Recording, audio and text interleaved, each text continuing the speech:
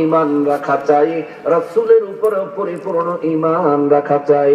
আমার আল্লাহ আরো কুদরতি মেসেজ দেয়, রাসূলের কথা শুনলে যাদের চেহারা মুচকায়া যায়, যাদের চেহারা কুচকায়া যায়, যাদের চেহারা কালো কুৎসিত হয়ে যায়, আমার আল্লাহ তাদেরকে কুদরত থেকে মেসেজ দেয়, মরবি, কবরে ঢুকবি, মার রব্বুকা প্রশ্ন হবে কিন্তু আমারে দেখবি না। সুবহানাল্লাহ। মার রব্বুকা প্রশ্ন হবে কিন্তু আমি কবরে যাব না। ওয়া মা দীনুকার প্রশ্ন হবে, কবরে আমি ইসলাম পাঠাবো না। তুই যদি ঈমানওয়ালা হস বলবি রব্বি আল্লাহ, কিন্তু আমি আল্লাহ তোর কবরে যাব না।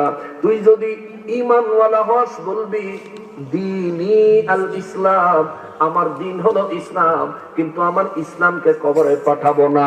কবরে যিনি যাবেন, যিনি আসবেন, তিনি হলেন রাহমাতুল লিল আলামিন। জোরে বলেন সুবহানাল্লাহ। ওরে কবর হাসর পুলসেরাতে কোন আপন পাবি না। কবর হাসর পুলসেরাতে কোন আপন পাবি না। যে জন পাবি সে জন হবে শাহে মদিনা, শাহে মদিনা। উম্মতের কষ্ট নবী, উম্মতের কষ্ট নবী সইতে পারেন না।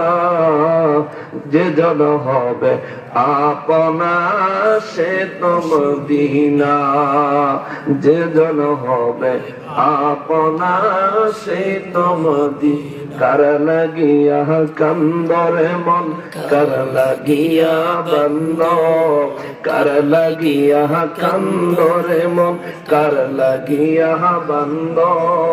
কেউ তো তোমার আপন হবে না, না না, কেউ তো তোমার আপন হবে না, না না।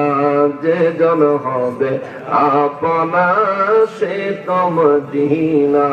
বলেন যে জন হবেন